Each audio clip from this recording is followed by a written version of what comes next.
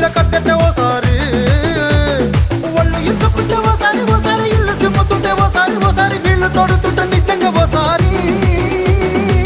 వచ్చుండై feelings